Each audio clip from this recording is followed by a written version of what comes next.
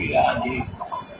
प्रथम पूज्य भगवान श्री गणेश जी की जय, माँ शारदे की जय, माता पार्वती की जय, देवादिदेव महादेव की जय, कार्तिकेय स्वामी की जय, माता सीता की, प्रभु श्री राम जी की, लखनलाल जी की, भरत जी की, शत्रुघ्न की जय, श्री राधा रानी बिहारी जी की जय, भगवान लक्ष्मीनारायण की जय। अपने सदगुरु को प्रणाम है, अपने अपने माता पिता को प्रणाम है और सबके हृदय में विराजमान भगवान लक्ष्मी नारायण को प्रणाम।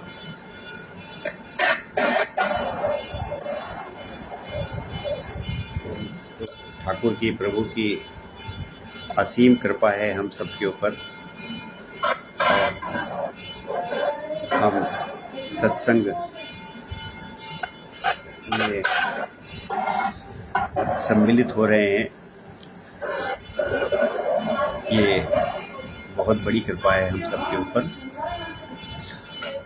और ये जो हम लोग जुड़े हुए हैं इतने अच्छे समय से, लंबे समय से, उसकी वजह से ही कभी कभी ये भाव ईश्वर की तरफ से आता है, प्रेरणा आती है कि ये जो हम परम आनंद से वंचित हैं, जो कई जन्म जन्मांतर के बाद भी हमको परमानंद की प्राप्ति नहीं हो पा रही है, तो परमानंद की प्राप्ति के लिए कभी कभी कुछ ऐसा भी प्रवाह हो जाता है कि लगता है कि कुछ ज़्यादा जोर से ज़्यादा जोर देके कोई बात रखी जा रही है, समझाई जा रही है। तो ईश्वरीय इच्छा है, ईश्वरीय प्रेरणा है, ईश्वरीय भाव है कि जन्म जन्मांतर से जो सत्य का जो गहराइयाँ हैं, सत्य जो परम सत्य है, उससे जो हम विमुख हैं और हम इधर उधर भटक रहे हैं, तो हमारा भटकाव दूर हो और हम सत्य के निकट आएँ। तो इसलिए थोड़ा थोड़ा कभी इस तरह का भाव हो जाता है। पिछली बार के सत्संग में ऐसा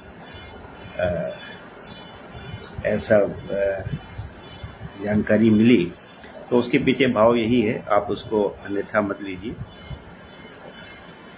हम लोग जो बातचीत कर रहे हैं ठाकुर की खूब कृपा से कर रहे हैं और जो भी हमारे सामने बातें आ रही हैं, जो भी श्लोक आ रहे हैं, जो भी सिद्धांत आ रहे हैं, वो सिद्धांत जो शाब्दिक रूप से हैं, उनका जो सामने से जो हमें मतलब समझ में आता है,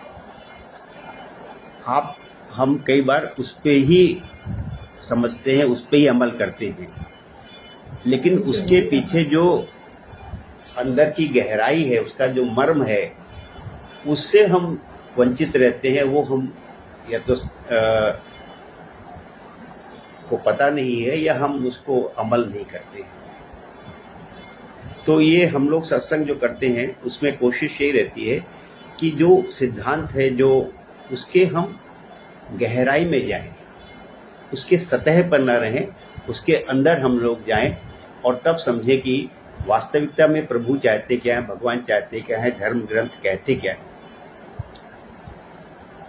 तो हमने पिछली बार जब देखा तो आप सब लोग भी, जब से इस जन्म में हम सब हैं, हम सब लोग सनातनी हैं, हम सब लोग हिंदू धर्म को मानते हैं और हम शुद्धि, कोई भी धर्म कार्य करते हैं तो शुद्धि को बहुत प्रमुखता देते हैं कि हम बहुत शुद्ध होने चाहिए, हमको अच्छे से स्नान करना चाहिए, अच्छे से वस्त्र धारण करने चाहिए और स्नान करने के बाद, वस्त्र धारण करने के बाद हमको कहीं से अपवित्र न हो जाए, इसका पूरा ध्यान रखना चाहिए। तो ये हमको पूर्व जन्म के संस्कार में भी होंगे, इस जन्म में तो खैर बताया गया, समझाया गया कि भाई शुद्धि का बहुत विशेष ध्यान रखना है। लेकिन हमने पिछले सत्संग में चर्चा करी अच्छे से, शायद आपके समझ में आया और शायद इसी के लिए थोड़ा जोर देके आपको समझाया गया, बताया गया, चर्चा में बात आई कि किस तरह की शुद्धि भगवान चाहते हैं। आपकी शुद्धि, जो तथाकथित शुद्धि पे आप बहुत जोर देते हो कि बिना स्नान के कोई काम नहीं करना है, स्नान के बाद वस्त्र आपके जो है बिल्कुल स्वच्छ धुले हुए होने चाहिए, कोई चीज़ अपवित्र वस्तु को आप स्पर्श न कर जाएं, तो इसी पे थोड़ा हम लोगों ने अच्छे से गहराई में चर्चा करी कि भगवान तो आपका मन शुद्ध चाहते हैं, तन शुद्धि पे तो भगवान ने कुछ कहा ही नहीं है। निर्मल मन भगवान को चाहिए। तो अब वो जो शुद्धि जो हम और आप जिसका अभ्यास करते रहे हैं, वो शुद्धि और जो भगवान शुद्धि चाहते हैं, इसीलिए उसके शाब्दिक अर्थ पे आप जाते हैं तो आप फिर दूसरे तरह का प्रयास करते हैं, और अगर आप उसके वास्तविक अर्थ को, उसके मर्म को समझते हैं तो फिर आपके लिए जीवन में बड़ा परिवर्तन आ जाता है। फिर जाने कितनी जो आपके अंदर बेचैनी, उलझन, परेशानियां रहती हैं, बहुत ज़्यादा आप हर चीज़ से कटते बचते रहते हैं, वो आपका सब दूर हो जाता है। लेकिन उस गहराई में हमारा आप जाएं तो प्रभु की कृपा हमारे ऊपर है। अभी जो हम आज की बातचीत कर रहे हैं वो भी कुछ ऐसा ही विषय है, जिसके के बारे में हम सबको खूब समझाया गया है और कूट के हमारे अंदर बात बैठी हुई है। हमने आपको बताया कि भाई भगवान का से हमारा जो पर्दा पड़ा है, पर्दा हट जाए, उसके लिए कुछ यम है।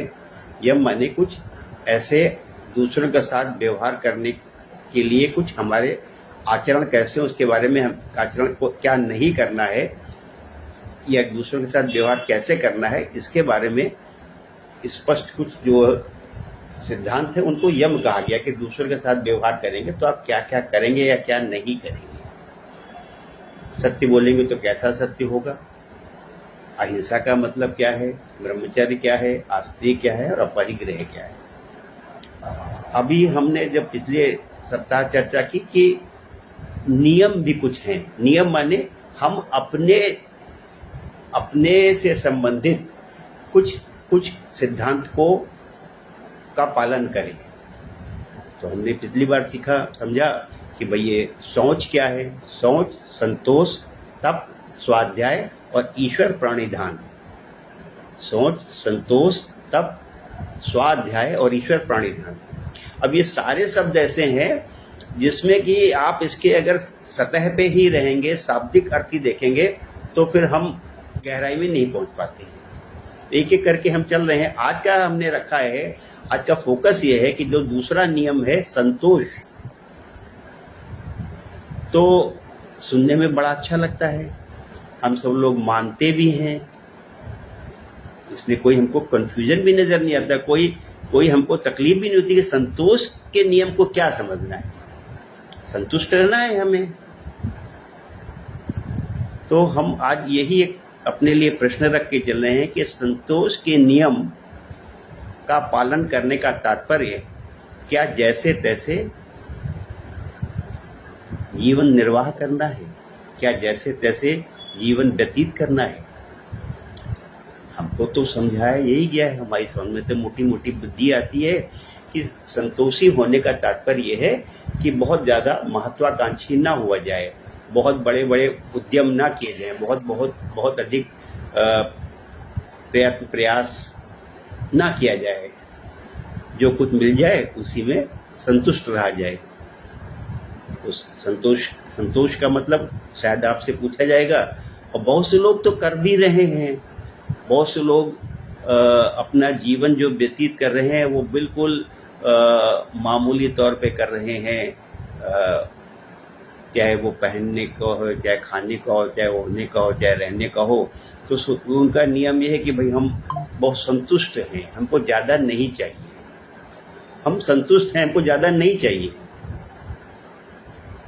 बहुत से लोग तो जो कुछ एक साधारण सामान्य व्यक्ति को जरूरत है करता है, उसको वो भी नहीं चाहिए, वो उसको भी त्याग देते हैं कि भैया जो है हमको उसकी भी आवश्यकता नहीं है।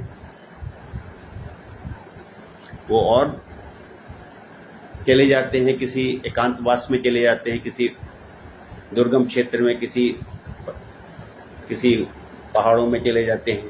तो कहते हैं कि भाई हमें कुछ चाहिए नहीं, हम संतुष्ट हैं। तो हम और आप जो बात कर रहे हैं आज इस प्रश्न का कि इसका शाब्दिक अर्थ तो हमको पता भी है और बहुत हम सब लोग अमल भी करते हैं। और आप सब शायद इससे सामने से पहली बार अगर हमारी आपकी बातचीत हो, किसी से कोई आपसे प्रश्न करे तो आपको लगेगा कि भाई हम ज़्यादा बहुत ज़्यादा झंझट नहीं पालते हैं, बहुत ज़्यादा प्रयास नहीं कर हमें बहुत करना है, बहुत महत्वाकांक्षा नहीं, हम संतुष्ट हैं, रहते ही। तो आज और जाने कितने तरह के इसके बारे में कहावतें हैं, सिद्धांत है। कहते हैं संतोषी सदा सुखी, है नहीं? हमारे मन में आता है संतोषी सदा सुखी। ये बड़े सिद्धांत बने हैं, दोहे बने कि गोधन गजधन बाज धन। आज तो धन का स्वरूप बदल गया है। आज का तो धन का मतलब होता है कि कार कितनी आपके पास है, कौन सी मॉडल की कार आपके पास है, मकान कैसा बना हुआ है आपका, है ना? तो आज तो खैर दूसरा हो गया है, बैंक में क्या है, ये सब चीज़ें हैं। तो लेकिन पुराने ज़माने में तो जो होता था उसकी बात दोहे में है कि गोधन गजधन बाज धन, के गाय कितनी है, घोड़े कितने हैं, हाथी कितने हैं, और रतन धन खान, और जब आवे संतोष धन सब धन दूरी समान। तो ये सब कहावतें, ये श्लोक, ये दोहे हमने खूब सुने हैं और अधिकांश लोग उस पे अमल भी कर रहे हैं। खूब सुनते हैं हम कि रूखा सूखा खाए के ठंडा पानी पी, मन लागो मेरा यार फकीरी में। तो अगर नियम को इस रूप में हम समझ रहे हैं तो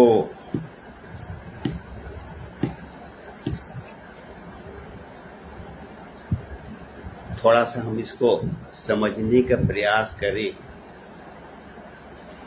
कि ये जितने लोग ने कर्म कम करना शुरू कर दिया है, काम कम करेंगे, प्रयास कम करेंगे, मेहनत कम करेंगे,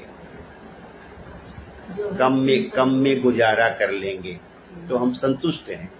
तो इसका तात्पर्य हो गया कि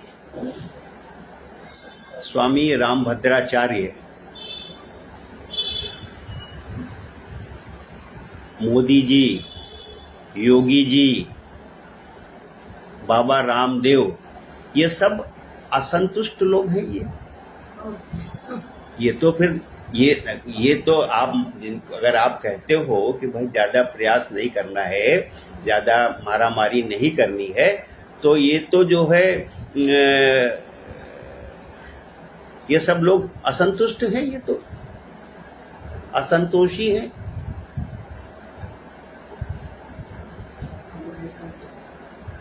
और अच्छे लोग नहीं है वो तो, उनको तो भगवान नहीं मिलेगा भाई। वो लोग तो अच्छे नहीं हैं, बहुत सोते नहीं हैं। मोदी साहब तो कोई कहता है 4 घंटे सोते, कोई कहता है 5 घंटे सोते हैं, कोई कहता है और कोशिश कर रहे हैं कि हम 2.5 घंटे सोएं। तो मोदी साहब तो असंतुष्ट हैं।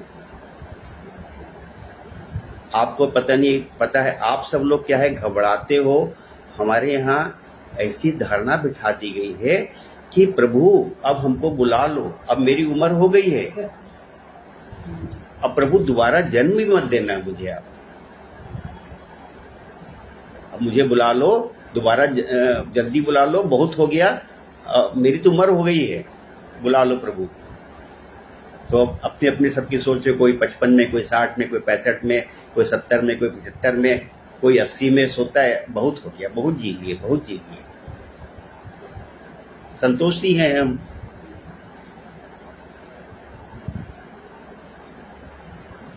तो ये जो पता नहीं आपकी कभी नजर गई कि नहीं गई, स्वामी रामभद्राचार्य जी का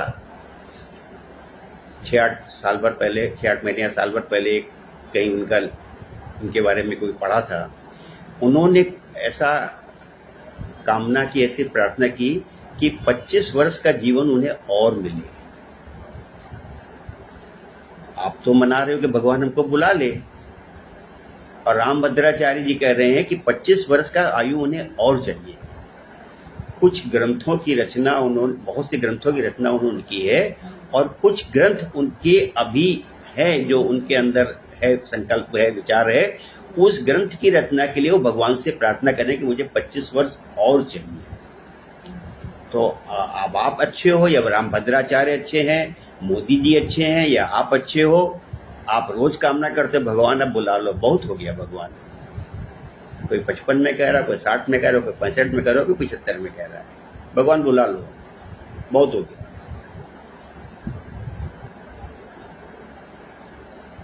और रामभद्राचार्य जी कहते हैं कि 25 वर्ष मुझे और चाहिए।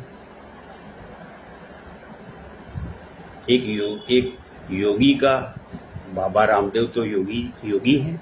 योग के बारे में उन्होंने संसार में बहुत कुछ किया, देश में विदेश में भी।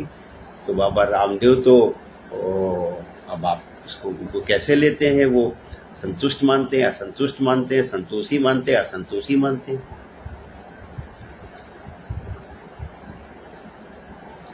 तो जो हम सब कुछ जीवन में करना नहीं चाहते हैं, हमें अपने जीवन में अपने व्यापार को बढ़ाना नहीं है, हमें नौकरी में प्रमोशन नहीं चाहिए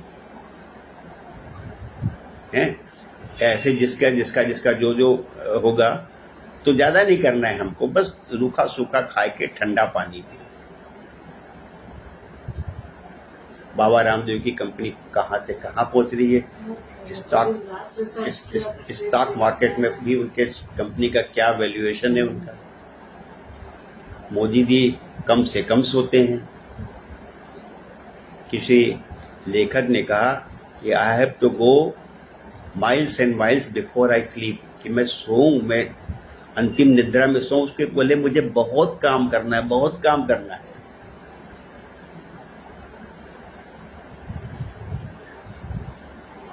तो फिर आपके सामने फिर से आपके मन में एक जो है आ गया, गड़बड़ाहट पैदा हो रही कि आखिर अरे हम तो सोच रहे थे कि कम खाना है, गम खाना है, कम खाना है, गम खाना है, संतुष्ट रहना है, और जो है यहाँ पर जो है तो बात फिर कुछ दूसरी आ रही है। एक सिद्धांत, एक दोहा हम अक्सर बात करते हैं, आपसे भी शेयर करते हैं, आपने भी सुना होगा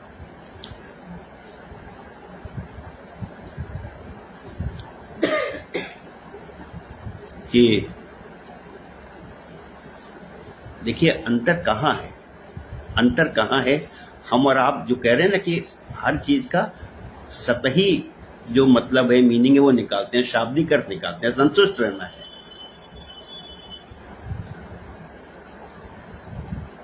हमने दोहा अक्सर सुना है, पढ़ा है कि साईं इतना दीजिए जामे कुटुंब समाए, साईं इतना दीजिए जामे कुटुंब समाए, और मैं भी भूखा ना रहूं, साधु न भूखा जाए। तो इसका मतलब भी हम लोग अक्सर यही निकाल लेते हैं कि बहुत थोड़ा चाहिए, ज्यादा नहीं चाहिए। कभी कभार कोई मांगने जाने वाला आ गया, उसको दे पाए हम, तो इतना काफी। पिछले सप्ताह भी जो आपसे बात की थी, आज भी उसी सिद्धांत को दूसरे रूप में हम लेते हैं। आप कुटुंब मानते किसको है, इसके ऊपर सब कुछ निर्भर करता है। आप कुटुंब मानते किसको हैं? आप कुटुंब तो बताया ना कि बहुत से लोग तो एकांतवास करना चाहते हैं, अकेले रहना चाहते हैं। उनके लिए संसार में वो स्वयं ही सब कुछ का मतलब, मीनिंग उनका अपने लिए है। मुझे मुक्ति मिल जाए, मुझे शांति मिल जाए, मैं शांत हो जाऊं, मुझे आनंद की प्राप्ति हो जाए। ज्यादातर लोग तो इसमें ही सारा जीवन की सार्थकता समझते हैं कि मुझे शांति मिल जाए, मुझे मुक्ति मिल जाए, मुझे आनंद मिल जाए, उतना काफी है। बहुत से लोग तो इस तरह से करते हैं। तो उनके लिए तो कुटुंब का मतलब केवल वो स्वयं है। उनके लिए तो कोई कुटुंब नाम की कोई चीज ही नहीं है। उनके लिए कुटुंब नाम की कोई चीज नहीं है। वो जो कुछ चाहिए उन्हें अपने, चाहे महिला हो चाहे पुरुष हो, कि मैं और मेरे भगवान बहुत से बहुत होगा। तो भगवान को खुश करने में लगे रहते हैं। बहुत से लोग भगवान को खुश करने में कि मैं खुश, मैं बस भगवान की पूजा करता रहूं, बस इतना काफी है। बहुत से लोग इसमें चले जाएंगे, तो उनके लिए तो कुटुंब कुछ ऐसा है नहीं। वो केवल उनकी खुशी, उनकी संतुष्टि, उनकी प्रसन्नता, इस संसार में सब कुछ है। थोड़ा से इससे जब आप उस लेवल के, जो ऐसे लोग अपने को बड़ा उच्च स्तर का मानते हैं। दूसरे लोग भी उनको इस निगाह से देते हैं, वो स्वयं भी अंदर ये एहसास रखते हैं कि मैं दूसरों से बहुत अच्छा हूं, मैं भगवान में मेरा लीन मन लग गया है, और संसार से तो अब मुझे कुछ बिल्कुल विरक्ति हो गई है। तो मैं तो पूरी तरह से भगवान में मेरा मन लग गया है।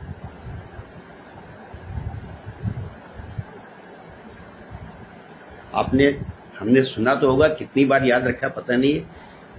मोदी जी जब भाषण देते हैं तो बोलते हैं 140 करोड़ देशवासी मेरा परिवार हैं। 140 करोड़ देशवासी मेरा परिवार हैं। कितना परिवार उनका है? उनका कुटुंब क्या है? ये पूरा उनका कुटुंब है। तो अंतर कहाँ आ रहा है हमारे और आप में? हम कुछ करना चाह रहे हैं, नहीं करना चाह रहे हैं, अंतर इस एक बिंदु पे बहुत बड़ा आ रहा है। कुटुंब, साईं इतना दीजिए जामे कुटुंब समाए। तो बहुत से लोगों का कुटुंब तो केवल अपने तक ही सीमित है। कुछ लोगों का कुटुंब जो है अपने, अगर पत्नी है तो उसका पति, कि मैं और पति पत्नी खुश रहें। कुछ लोग बेटा बेटी खुश रहें, कुछ लोग बहू भी खुश रहे, कुछ लोग नाती पोते खुश रहें। इतना तक में कुटुंब है। बहुत से लोगों का, अधिकांश लोगों का कुटुंब यही है कि भाई मैं खुश रहूं, मेरे बाल बच्चे खुश रहें, मेरे पोता पोती नाती हम लोग अब नाती पोता वाले स्टेज में है, तो हम लोग नाती पोता जोड़ लेते हैं। जिनका अभी नाती पोता नहीं, वो कहते हैं भाई मेरा परिवार अच्छा रहे, मैं मियाँ बीवी बच्चे अच्छे रहें, बस।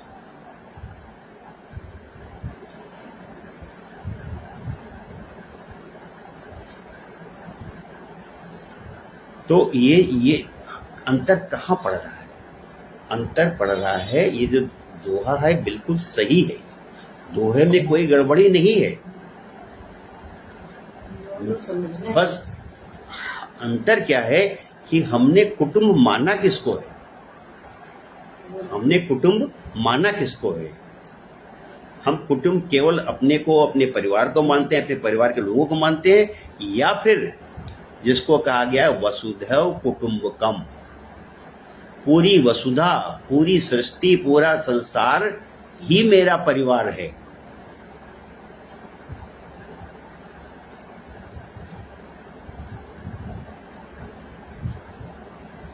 तो हर सुख संपत्ति घर आवे, कष्ट मिटे तन का।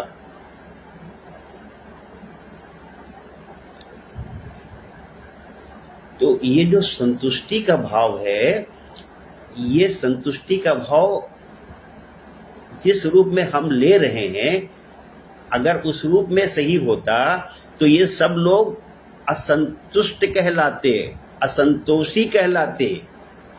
फिर ये जो बड़े बड़े आविष्कार हुए हैं, बड़ी बड़ी उपलब्धियां हुई हैं, बड़े बड़े सिद्धांत गणित के बने, बड़े बड़े सिद्धांत विज्ञान के बने। आज जो जहाँ पे खूब ढोल पीट करके और ऑर्केस्ट्रा लगा के सिखाया जाता है, समझाया जाता है, वो सारे गुरु लोग, वो सब विदेश यात्रा करते हैं और सब फ्लाइट से जाते हैं। जिसके पास होता हो सकता है वो चार्टर से भी जाता हो। सारे कम्युनिकेशन के जितने साधन हैं, जितनी लेटेस्ट टेक्नोलॉजी है, उसका उपयोग करते हैं वो। जितने तरह का कम्युनिकेशन हो सकता है, और चाहे उसमें अब यूट्यूब और जितने भी होते होंगे, सब उपयोग करते हैं। अगर ये यूट्यूब का किसी ने आविष्कार नहीं किया होता, अगर ये वीडियो कॉल का और जो है इनका किसी ने इस्तेमाल नहीं किया होता, और ये अगर आज इस्तेमाल कर लिया है, तो ये सब लोग इसका उपयोग ना करें। हो गया, जिसने कर दिया कर दिया। तो आप मत करो इसका इस्तेमाल। अब आप तो संतुष्ट हैं।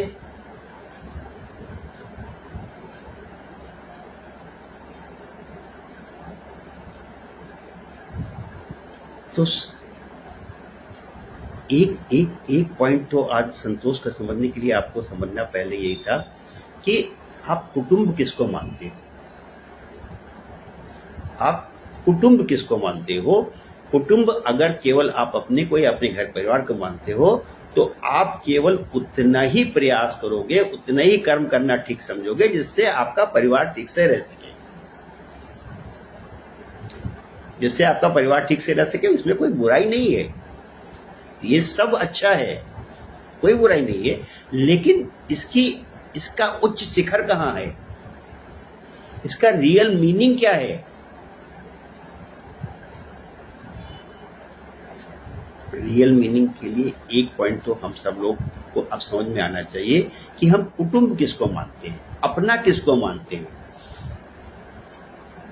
केवल अपने को या अपने परिवार को अपना मानते हैं या पूरे संसार को अपना मानते हैं? संसार को अपना मानना चाहिए जी, लेकिन लोग मानते केवल अपने परिवार को। तो बात वही है ना कि आप अगर हम और आप अगर सही बात समझ नहीं रहे हैं तो वो सिद्धांत नहीं है, फिर आप सिद्धांत से विपरीत हैं। आप कहो कि हम तो सिद्धांत पे चल रहे हैं, हम संतुष्ट हैं, तो आप फिर तो मोदी जी असंतुष्टों की श्रेणी में सबसे बड़े नाम उनका आएगा। योगी जी का भी कई बहुत ऊंचा नाम होगा जो असंतुष्ट होंगे। वो दिन रात काम करते हैं, दिन रात काम करते हैं। तो अब दूसरा पॉइंट क्या आपके लिए समझ के निकल के आ रहा है कि वास्तविकता में संतुष्ट होने का मतलब क्या है? संतुष्ट होने का मतलब गीता में भी देखेंगे, कहीं भी देखेंगे, संतुष्ट होने का मतलब कर्म ना करना नहीं है कि कम काम करना, ज्यादा काम नहीं करना। इसका संतुष्ट होने का मतलब ये नहीं कि काम ज्यादा ना किया जाए या कम काम किया जाए। संतुष्ट होने का सही मतलब ये है कि अपने बेस्ट एफर्ट किए जाएं, अपने अच्छे से अच्छे प्रयास किए जाएं, फल जो मिले उसमें संतुष्ट हुआ जाए।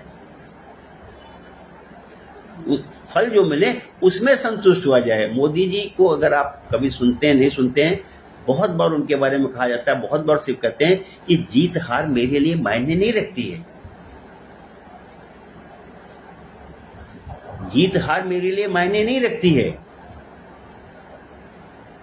अगर वो जीत हार से मायने रखते तो यानी कितनी बार वो उनका मन विरक्त हो चुका होता, कितनी बार सब सारे कर्म छोड़ चुके होते कि ये तो इस संसार में सरवाइव करना बहुत मुश्किल है, बहुत गंदा संसार है, बहुत बुरा ट्रीटमेंट होता है, बहुत लोग षड्यंत्र करते हैं उनके खिलाफ।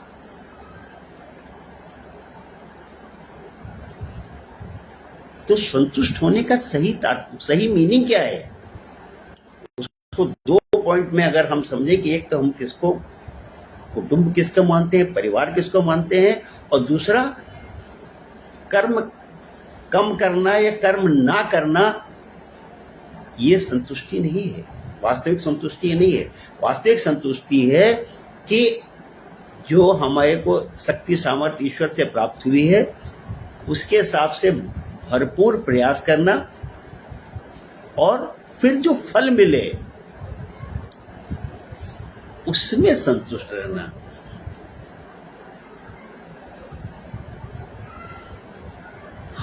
हम कर्म से विरक्त हो जाते हैं। हमको कर्म से विरक्ति नहीं चाहिए, हमको फल में जो आसक्ति है उससे विरक्ति चाहिए। हम लोग संतुष्टि का मतलब यही समझते हैं कि जितना मिल गया उतना खा लो, जितना मिल गया उतना खा लो। तो फिर बाबा रामदेव का जितने बड़े बड़े प्रकल्प चल रहे हैं, बाबा रामदेव इतने बड़े बाबा रामदेव इतने बड़े बड़े प्रकल्प नहीं करते हैं। इसीलिए आपको अभी हमने रामभद्राचार्य जी के बारे में बताया, आयु के बारे में बहुत बार आपसे चर्चा कर चुके हैं। आप लोग कितना बिठा रखा है दिमाग में कि भाई ये जीवन अंतिम जीवन होना चाहिए। आप संतुष्ट हो जाओ। जीवन अब ये बार बार आ क्या है, शरीर इस संसार में आना, माता के गर्भ में आना, ये आना वो आना, कोई कहेगा मलमूत्र में आना, कोई कहेगा कैसे आना, कोई कहेगा कैसे जाना, बार बार नहीं आना जाना है।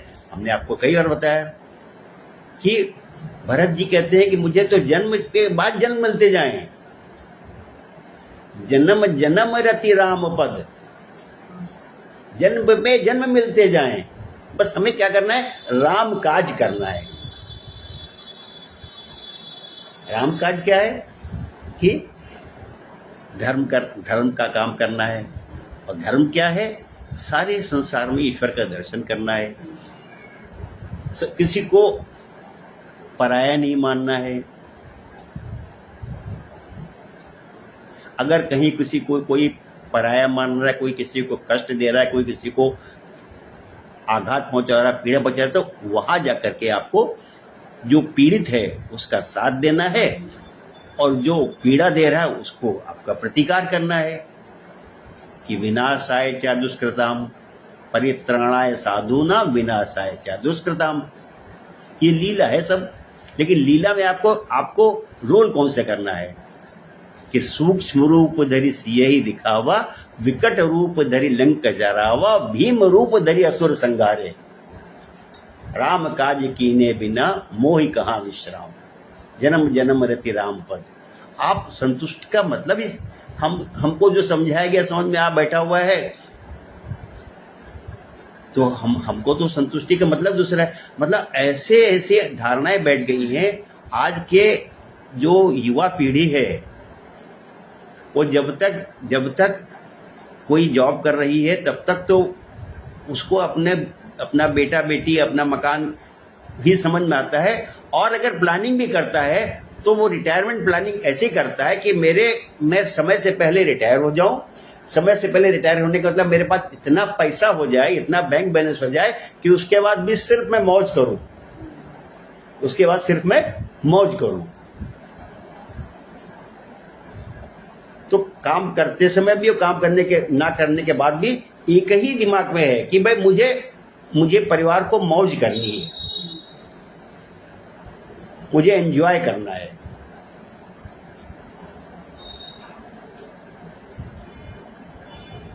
तो इसलिए जो है वो जो संतुष्टि का भाव है हमने उसको ऐसे रूप में ले लिया है कि अगर संसार में जो महान लोग हुए हैं किसी क्षेत्र में, चाहे गणित में, चाहे विज्ञान में, चाहे कला में, चाहे मेडिसिन में, चाहे टेक्नोलॉजी में, उन सब ने कुछ काम ही नहीं किया होता। वो सब संतुष्ट रहते, वो सब जंगल में रहते।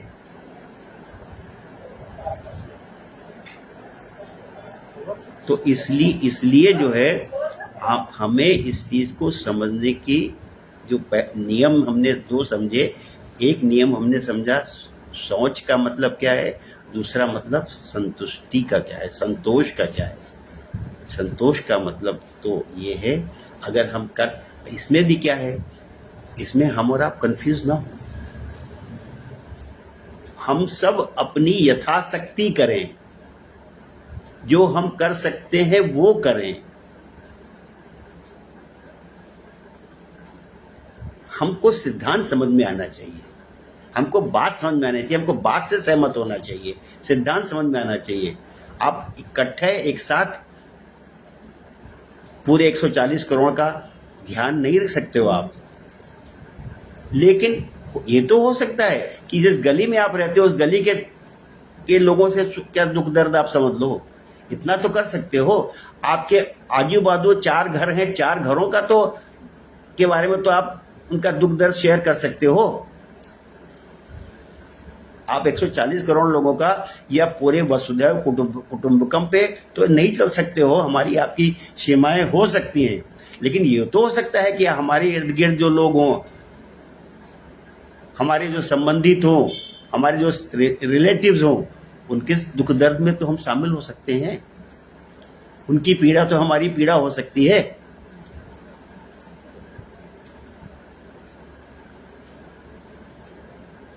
तो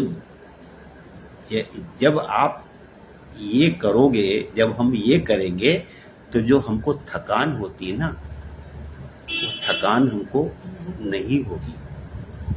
फिर आपको जो ऊब होती कि जीवन लंबा बहुत है, ये इतनी लंबी उम्र प्रभु नहीं चाहिए, फिर हम और आप अगर ठाकुर की कृपा हो जाए तो शायद ये कहें कि प्रभु बस ऐसे ही आप अपनी सेवा में लगाए रखिए, ऐसे ही अवसर देते रहिए। हम अपने जीवन में, छोटे से जीवन में, इस जीवन में बहुत कुछ कर सकते हैं। ऐसे ऐसे उदाहरण, ऐसे ऐसे लोगों का है कि बहुत से लोग, देशभक्त के लोग, देश प्रेमी लोग कहते हैं, जब भी जन्म लूं मैं इसी धरती पर जन्म लूं, इसी देश में जन्म लूं। भरत जी कहते हैं, जन्म जन्म रति राम पद। एक जीवन पर्याप्त नहीं है देश सेवा करने के लिए, एक जीवन पर्याप्त नहीं है प्रभु का काम करने के लिए। हनुमान जी को हम कहते हैं आज भी वो विद्यमान है। तो इतनी हमको समझा दिया गया है, इतना समझा दिया गया है, तो हमको गीता का वही सिद्धांत समझना पड़ेगा कि आपको कर्म करना है केवल फल में। कर्मण्येवाधिकाराते मां फलेषु कदाचन। फल में आसक्ति नहीं रखनी है, वहां संतुष्टि रखनी है कि आपको क्योंकि सारी स्थितियां, सारी परिस्थितियां हमारे आपके नियंत्रण में नहीं है। कहते हैं ना कि other things remaining the same. कभी हम कोई प्रयोग करते हैं, कभी कोई सिद्धांत लागू करते हैं, कोई प्रयोगशाला में करते हैं, तो बाकी अगर चीजें ठीक है तब, तो बाकी चीजें आपके कंट्रोल में नहीं है। बस हम अपना जो कर सकते हैं वो कर जाएं। कब लाइट चली जाएगी, कब पानी चला जाएगा, कब तूफान आ जाएगा, कब आंधी आ जाएगा, कब आग लग जाएगी, हमें नहीं पता है। कब हमारे पैर में, हमारे हाथ में, हमारे कुछ हो जाएगा, हमें नहीं पता है। जितना होशो हवास हमारे पास है, प्रभु की कितनी कृपा है, उसमें जो कर सकते हैं करते जाएं। तो ये संतुष्टि के बारे में आज हमने इसीलिए थोड़ा अच्छे से समझने का प्रयास किया कि संतुष्टि का जो नियम है कि सोच क्या है और संतोष क्या है, इसको हम समझें। और कुछ नहीं तो जो महापुरुष हैं उनसे तो हम समझ सकते हैं कि हम जो घबरा रहे हैं या जिस शैली पे हम चल रहे हैं कि अब तो बहुत हो गया। अरे आपके शरीर में प्राण है, आप चल रहे हो, फिर रहे हो, हम चल रहे हैं, फिर रहे हैं, हम बहुत कुछ कर सकते हैं। हमने अंत को पता नहीं कैसे अंत को स्वीकार कर लिया कि अब अंत आ गया है।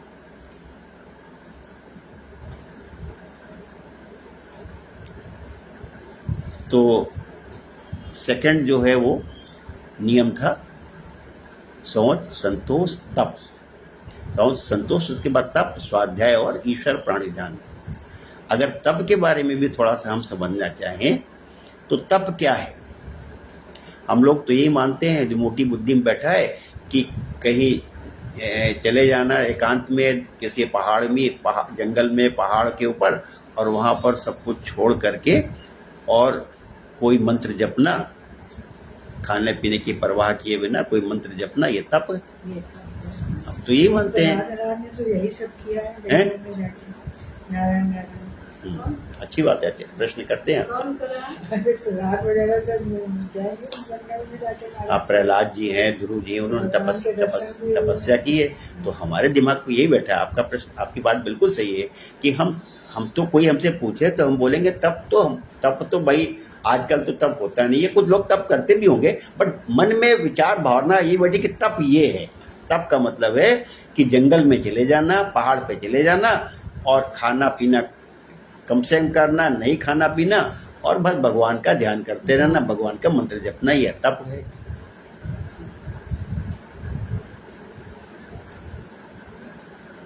तप का आज के संदर्भ में, हमारे संदर्भ में सही मीनिंग क्या है? कोई आदमी किसी जगह सफलता प्राप्त कर गया तो अक्सर उसके मुंह से निकल जाता है, बहुत तपस्या की है मैंने। कोई आदमी कहीं पे बहुत अच्छा, उसने बहुत मेहनत किया, परिश्रम किया, सफलता मिली, तो वो कहेगा, दूसरे लोग भी कह जाते हैं कि बहुत सफलता मिली, बहुत बहुत तपस्या की तुमने। तप का सही तात्पर्य है हम जो आज कर रहे हैं उसका विपरीत, जो करना चाहिए उसका विपरीत हम कर रहे हैं। हम आज क्या करते हैं? कोई भी काम करते हैं, हम व्यापार करेंगे, नौकरी करेंगे, कोई भी कहीं धन प्राप्ति का कुछ भी प्रयास करेंगे, तो हमारा ये रहता है कि मेहनत कम करनी पड़े और लाभ ज़्यादा मिले। मेहनत कम करनी पड़े, लाभ ज़्यादा मिले, परिणाम फल बड़ा हो, प्रयास कम करने पड़े। बस यही अगर हम समझ जाए तो यही तपस्या का मतलब हमें समझ में आ जाएगा।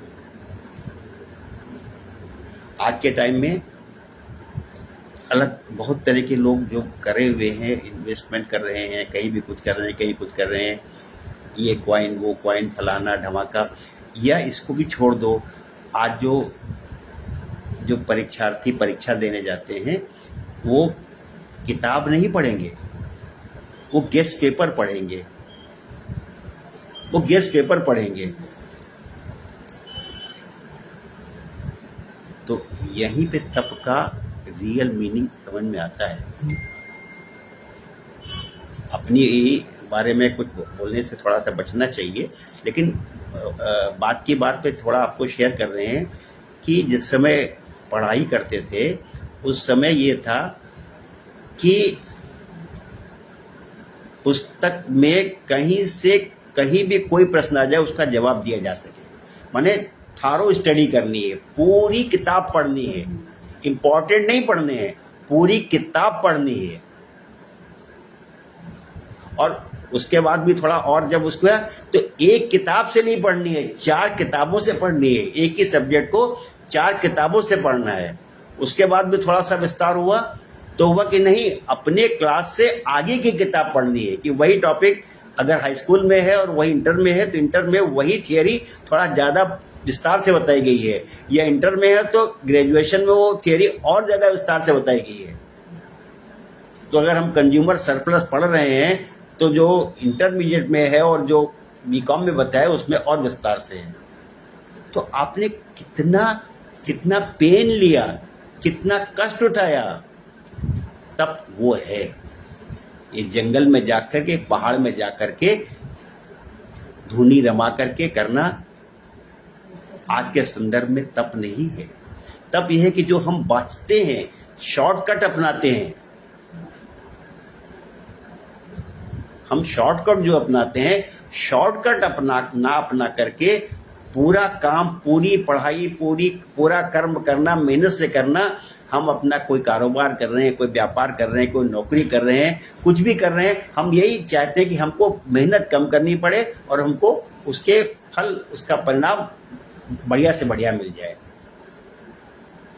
तो तप का सही मतलब यही है, कष्ट उठाना, मेहनत करना, सिंसियर होना।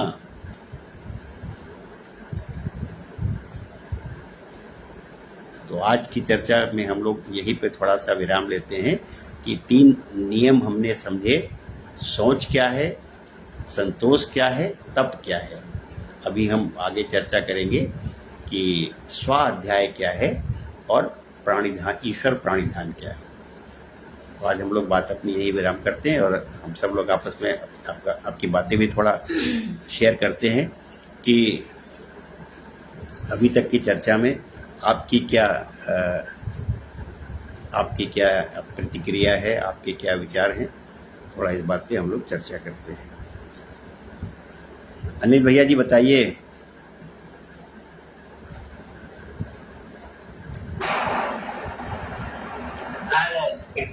पहला नंबर हमारा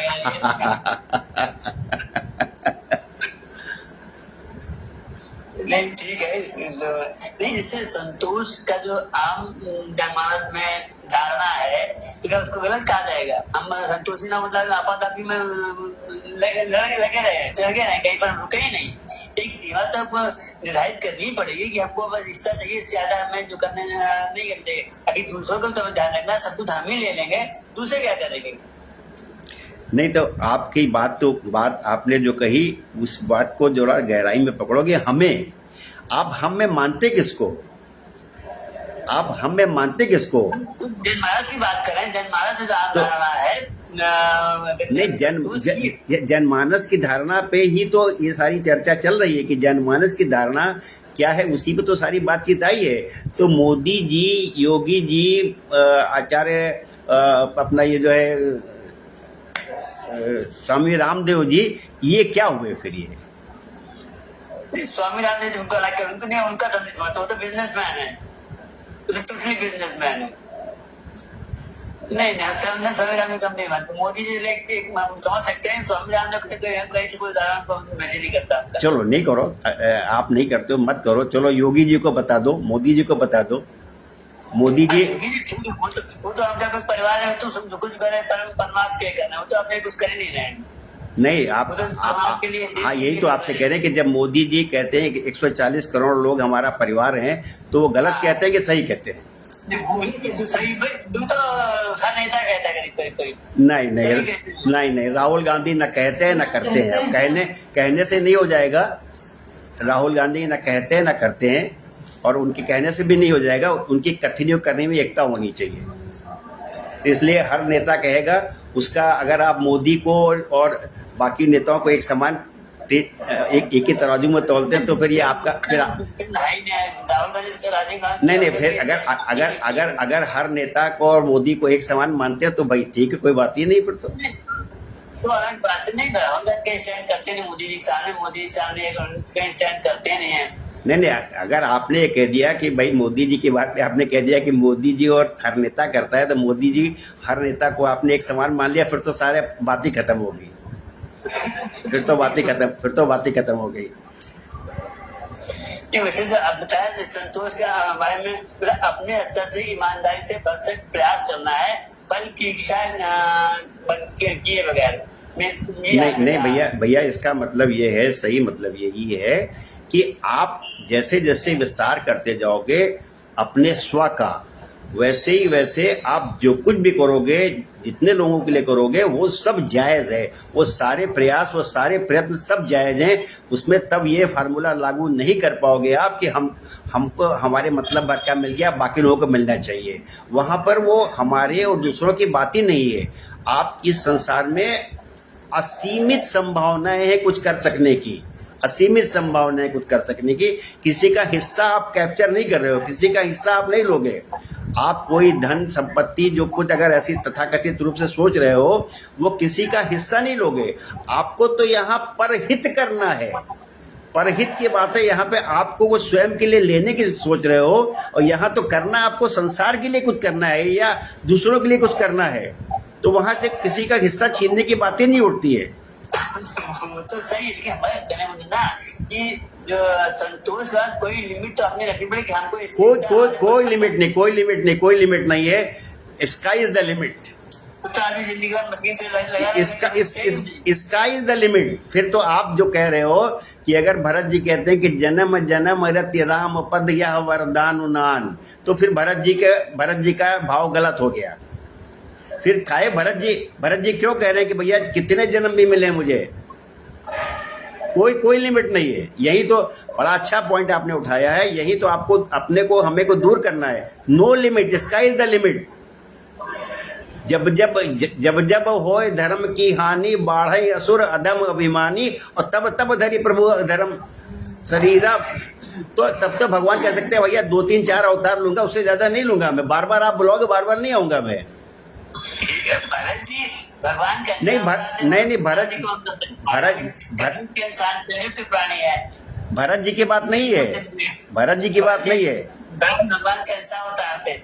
नहीं, भरत जी की बात नहीं है, जितना भी भगवान के अवतार है सब ये कहते हैं, और हम सब में भगवान की ही अंश हैं। हम यही तो आप अभी हमारे सत्संग में यही तो आप समझ नहीं पा रहे हो कि हम सब भी उसकी छाया है, हम भी सब वही हैं। तो इसलिए हम किसी का हिस्सा किसी का छीनेंगे नहीं। हमारे पास तो बिना छीने हुए ही करने को क्या करना है। आप जो क्या कर रहे हो आप तो नहीं हम समझ पा रहे हैं, कहने में थोड़ा खराब लगता है। हम सोचते हैं कि हमने कोई बिल्डिंग बनवा दी, कोई मंदिर बनवा दिया, उससे हमारा नाम हो जाएगा। नाम तो होगा दधीची होने से। नाम तो होगा जब आप दधीची त्याग अगर देखना होगा तो दधीची का त्याग देखना पड़ेगा कि वो कोई बिल्डिंग नहीं, कोई भवन नहीं, कोई मंदिर नहीं है, लेकिन दधीची का उदाहरण से ऊपर बड़ा कोई उदाहरण नहीं है। तो सिद्धांत तो समझना पड़ेगा। आप ना कर पाओ वो अलग बात है, लेकिन सिद्धांत को अगर आप सहमत नहीं होते तो वो एक अलग बात हो जाती है। आप कितना कर सकते, इसीलिए आपसे कहा यथाशक्ति कर सकते हैं, जितना कर सकते हो करिए, लेकिन सिद्धांत को आप समझ पाते हो तो ठीक है। अब आप कहते हो कि मुझे भरत जी के बारे में, भरत जी अलग होंगे, आप कहते हो मोदी जी अलग होंगे, आप कहते हो योगी जी अलग होंगे, हम अलग हैं, तो ये आपकी सोच है तो ठीक है, अच्छी बात है, क्योंकि यहाँ पर तो कोई कंपल्सन है ही नहीं है, यहाँ कोई कंपल्सन नहीं है। लेकिन जो सिद्धांत है वो तो यही कहता है कि ये जीवन मृत्यु तो कहीं कुछ है ही नहीं है। ये तो गीता में कितने श्लोकों में समझाया गया है कि हमको तो बस ये वस्त्र बदलते रहना है हमारा। तो जो हमको समझाते हैं कि अंतिम जीवन हो जाए, वो कहीं ऐसा कुछ है नहीं। हम इसीलिए भ्रमित हैं, इसीलिए हम जो है वो संतुष्टि का गलत अर्थ निकालते हैं। रामभद्राचार्य जी जब कहते हैं मुझे 25 वर्ष और चाहिए, तो आप कह सकते हो कि भैया वो क्यों ऐसा कर रहे हैं, जितना कर दिया उतना कर दिया, बाकी की जरूरत क्या है। क्योंकि आज वो रामभद्राचार्य जी का कैसे नाम लिया जाता है कि आज राम मंदिर बन पाया, तो रामभद्राचार्य जी की जो साक्षी चीज, जो गवाही थी, जो दृष्टांत उन्होंने कोट किए, आज उसके कारण वो संभव न्यायालय से फैसला मिलने में हुआ। तो इसलिए हमको आपको कुछ करना है, हमें किसी का कुछ हिस्सा नहीं लेना है। और इस संसार में ईश्वर की तो प्रदत्त प्रचुर सब कुछ है, कोई किसी का हिस्सा नहीं लेता है, और लेने वाला तो कोई प्रश्न ही नहीं है यहाँ पे। तो आप इस पे चिंतन मनन कर सकते हो कि आप किसी का कुछ ले रहे हो या आप किसी के लिए कुछ कर रहे हो। लेने वाला तो कोई प्रश्न ही नहीं है कि हमने पा लिया आप दूसरों पा जाए, ऐसा कुछ प्रश्न नहीं है। आपको तो करना है, दूसरों के लिए कुछ करना है, और दूसरा मान के भी नहीं करना है, उसको अपना ही स्वरूप मान के करना है। राधे राधे राधे राधे राधे राधे। बताइए बाबू जी, आप बताइए कुछ। देखिए, संतोष इसमें ही नहीं होना चाहिए कि खुद कमा के खा लिए, अपना पेट भर लिया या अपने परिवार का भर लिया, इसी में हम संतुष्ट हैं, इसमें ही नहीं संतुष्ट होना चाहिए। जितना ज्यादा से ज्यादा हो सके सबके लिए कर सके, है ना जी, बिल्कुल सही बात। ज्यादा से ज्यादा, या नहीं बहुत लोगों के लिए, नहीं तो अपने मोहल्ले वाले के लिए, अपने परिवार से, अपने खानदान वालों के लिए इतना ही कर सके, यही बहुत है। केवल अपना ही पेट भर लेना, अपना कमा के खा लेना, इसी में संतुष्ट हो जाए तो ये भी नहीं, उनका भी हो जाए तो भी अपनी संतुष्टि। हाँ, नहीं भाभी, इसमें एक पॉइंट और है जो अभी चर्चा में नहीं आया था। हम लोग किसी भौतिक वस्तु को प्राप्त करना ही समझते हैं कि कोई हमारे प्रयास है, हमारी उपलब्धि है, या किसी का हक हम छीन रहे हैं। पहले भी हम चर्चा कर चुके हैं, बुरा लग सकता है सुनने में, हमारे मन में दूसरों के प्रति जल्दी शुभ कामनाएं निकलती नहीं हैं। हम अगर सबके लिए मंगल कामना ही कर सकें, सबके लिए सद्भावना ही ला सके। ये भैया तो हमारे चले गए थे कि हमने दूसरे का हक छीन लिया, कुछ कर लिया। अरे हक छीनना तो कहीं बीच में आता ही नहीं है। हम अगर सद्भावना शुभ कामना ही रख सके सबके लिए, कुछ ना देना, पैसा लेना ना पैसा देना, कुछ नहीं करना है। दूसरे के लिए विचार हम कहीं जाके खड़े हो गए भैया कैसे हो, आप कैसे हो, कैसे है आपके हालचाल, कैसे हैं, ठीक है, कई दिन से दिखाई नहीं पड़े हो। इतना ही क्या? करना बहुत है, इतना ना तो लोग इसमें नहीं इसमें कहीं कुछ आया ही नहीं कि जो है हम किसी का हक छीन रहे ये भी हैं नहीं या करता, आदमी निकल तो जाता है। यहाँ तो सिर्फ ये है। और जब आप हम ऐसा करने लगेंगे तो हमको थकान नहीं होगी, उनका सलाम फिर हमको नींद का, सोने का, उठने का, बैठने के, जाने का कुछ चक्कर ही नहीं रहेगा। जब हमारे पास एक पर्पज होता है, एक उद्देश्य होता है, तो हमको थकान नहीं होती है। कहते हैं कुरान दोहा है ना कि दान किए धन ना घटे जो सहाय रघुवीर। तो आप अच्छा काम कर रहोगे शरीर से, मन से, तन से, कोई जो नहीं कि धन से ही करो, से आपको ईश्वर शक्ति देगा। मन में अच्छी भावनाएं तो जी हों दूसरे के जी, प्रति। तो इसलिए उसको ऐसे आज के सत्संग का मतलब ये कतई नहीं है कि हमें कुछ ऐसा पाना खोना है कि जिसके दूसरों का हक हम ले लेंगे, छीन लेंगे, या हम नहीं लेंगे उनके लिए छोड़ देंगे, ऐसा कुछ इस आज के सत्संग को उससे कोई लेना देना ही नहीं है। आज के सत्संग का तो मुख्य ये है कि हमारे अंदर की जो कुछ भी ईश्वरीय हमारे अंदर के अंदर ऊर्जा है, उस ऊर्जा को उस अनंत के लिए हम समर्पित कर दें, और तब हमारे लिए जीवन लंबा है, छोटा है, बड़ा है, उसका कोई मतलब नहीं है।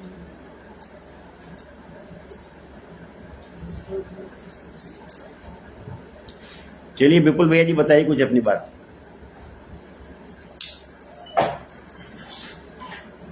जी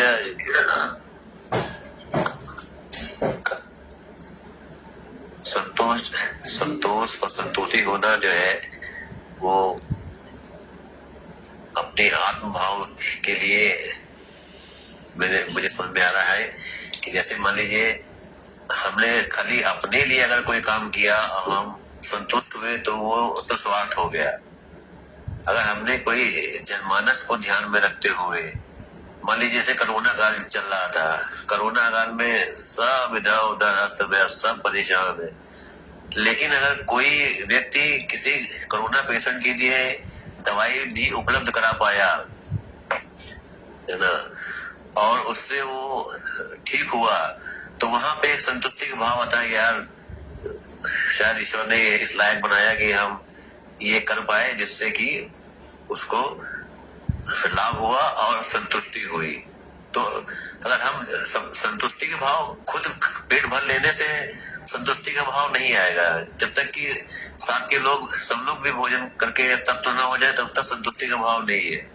मान लीजिए पानी का अभाव है और हम अपने घर में तो पानी भर लिया, तो बाकी लोग जो है परेशान है, पानी नहीं मिल रहा है, वो खाना नहीं बना पा रहे हैं या प्यास नहीं बुझ रही है, तो वहाँ बहुत बड़ा असंतुष्टि होगी। संतुष्टि तभी होगी जब साथ के लोग भी, कॉलोनी के लोग भी या देश मोहल्ले के लोग भी पर्याप्त पानी पाके और अपना जीवन यापन कर पाए। संतुष्टि का भाव वहां पे आएगा। और रही बात कुटुंब की, तो कुटुंब पूरा जनमानस ही एक कुटुंब है, और अपने संपर्क में जो लोग भी हैं वही कुटुंब है। पूरे देश और पूरी दुनिया के लिए तो कोई भी इतना नहीं कर सोच सकता है, लेकिन जो भी अपने संपर्क में वो कुटुंब है। अगर कुटुंब की कोई मुसीबत आई है और हमने उस कुटुंब के लिए कुछ भी कर पाए हैं, चाहे मानसिक तौर पे, चाहे शारीरिक तौर पे, चाहे धन के तौर पे, अगर कुछ भी किया है तो हम उसको कुटुंब का, अपने सदस्य, घर का सदस्य मानते हुए किया है, तो वहां पे जब जो चीज आएगी वो संतुष्टि के भाव आएगी। अगर हमने अपने लिए कुछ किया, अपने खाली घर परिवार के लिए कुछ किया, तो वो तो स्वार्थ वाली चीज हो गई। तो स्वार्थ से हटकर अगर हम जनमानस के हिसाब से कुछ अगर देखते हैं तो वो संतुष्टि है। ये बहुत सुंदर एक नया आयाम आपने अपनी बात से रखा, और ये भी बहुत महत्वपूर्ण आयाम है कि होता अमूमन यही है कि हम खुद खुश हो गए तो हमको लगता है, सभी लोग सोचते हैं कि हमको संतुष्टि मिल रही है, लेकिन वास्तविक संतुष्टि, रियल संतुष्टि तो तभी हो सकती है जबकि हमने अपने साथ दूसरों का भी ख्याल रखा, किसी और के लिए कुछ किया। रियल संतुष्टि वही है, वरना तो अगर, और हर आदमी के अंदर एक जमीर होता है, एक अंदर आत्मा होती है, वो आत्मा तो आदमी को कचोटती है कि मैंने खा लिया, वो भूखा रह गया। सामने से तो वो कर नहीं पाता है कि उसको भी खिला के, या कम है तो उसको भी खिला दे, खुद भी खा ले, लेकिन अंदर तो उसके कचोट रहती है कि यार वो मैंने तो सब ले लिया लेकिन उसको नहीं मिल पाया। तो यहाँ तो जो संतुष्टि है वो कुछ छीनना नहीं है, उल्टा संतुष्टि का मतलब कुछ देना है। यहाँ कई संतुष्टि बार जैसे आप ट्रेन में जा रहे हो, सब लोग जो है, आप बैठे हो, दो चार लोग खड़े हैं, तो वहां में भी लगता है कि यार ये भी बैठ जाए तो अच्छा है। संतुष्टि तभी है जब भी बैठ जाए। नहीं, बिल्कुल ठीक कह रहे हो। तो आज की, खाना ही नहीं चाहते हैं। हाँ, आज की चर्चा का बिल्कुल सही आपने एक मोड़ दिया कि संतुष्टि पाना नहीं, संतुष्टि देना है। आज मोदी जी, योगी जी या जिनका नाम ले रहे हैं, वो इस सृष्टि के लिए, समाज के लिए राम काज कुछ कर रहे हैं। यहाँ हमें पाना तो कुछ है ही नहीं है, देना है, और देने में तो असीमित संभावनाएं हैं। जी हाँ। बताइए आशा जी, आप बताइए कुछ। कि जा पर कृपा राम की हुई और ता पर कृपा करे सब कोई। अगर आपके मन के भाव विचार अच्छे हैं, आप आदर्शवादी हैं, तो सब कुछ अच्छा है, और मन के भाव अच्छे नहीं है तो कुछ नहीं ठीक। हम तो यही कहना चाहिए। ठाकुर की कृपा रहे आपके ऊपर भी। सर जी बताइए कुछ।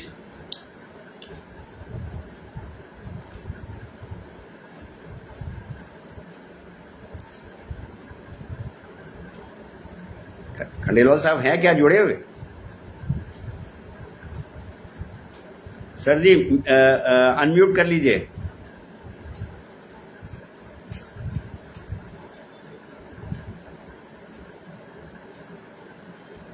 नहीं आ रही, आपकी आवाज आ नहीं रही। अनम्यूट हो गया आप तो? हाँ, अनम्यूट हो गया, अब आवाज आई आपकी, लेकिन पहले नहीं आई जब थी। बोला कि तभी आवाज आएगी ना। अच्छा अच्छा अच्छा अच्छा अच्छा।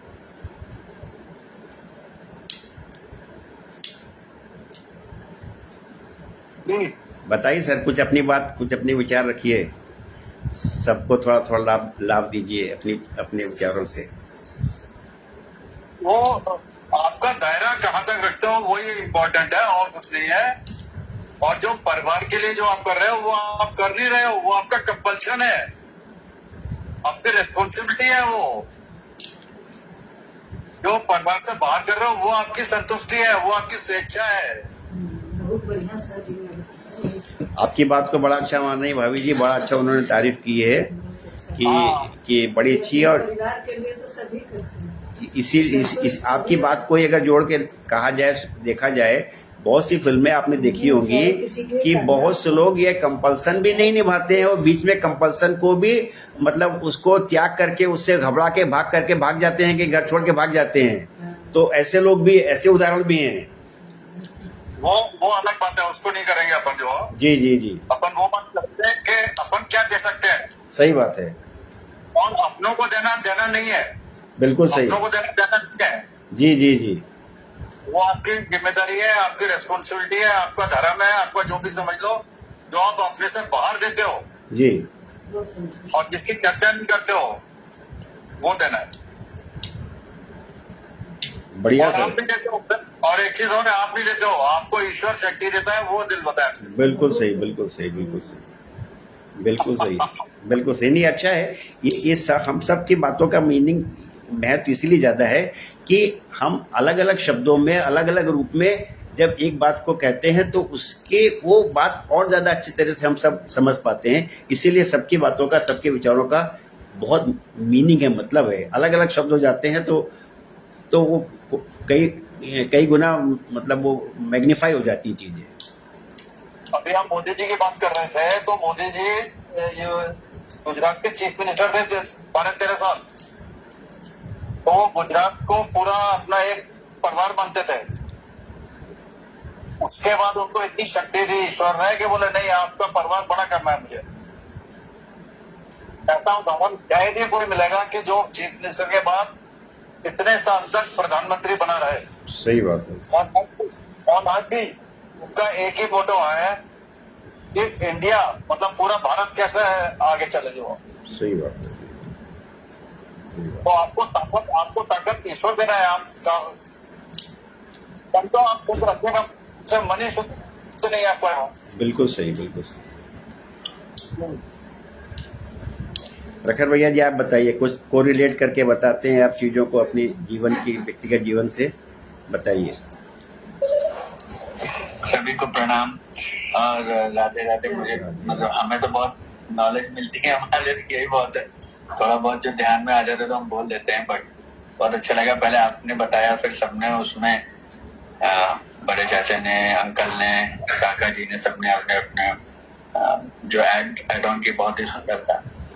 और वही बात जैसे अंकल ने बोला कि आपको अपने से बाहर जो आप करते हो वो सही बात है। और दूसरा ये कि हमें तो कर्म वाले कॉन्सेप्ट से सारी चीजों को देखने की थोड़ी आदत सी हो रही है। तो आप अपने आपको अपना कर्म तो करना ही है, और जिस परिस्थिति में जैसे में है आप उस लेवल का कर्म कर पाओगे। अब एलोन मस्क लेवल वाला कर्म करेगा, और प्रखर गुप्ता के लेवल वाला कर्म कर पाएगा।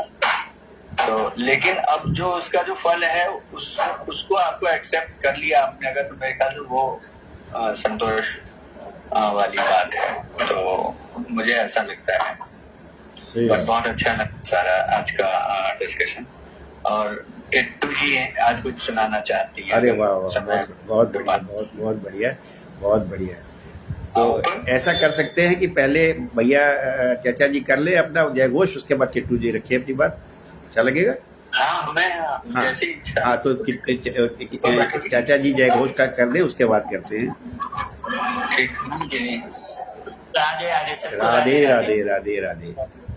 धर्म की जय हो, धर्म की जय हो, धर्म का नाश हो, धर्म का नाश हो, प्राणियों में सद्भावना हो, प्राणियों में सद्भावना हो, विश्व का कल्याण हो, विश्व का कल्याण हो, भगवान का अवतार हो, अवतार हो।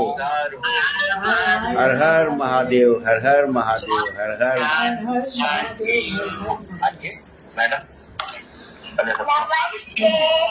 नमस्कार।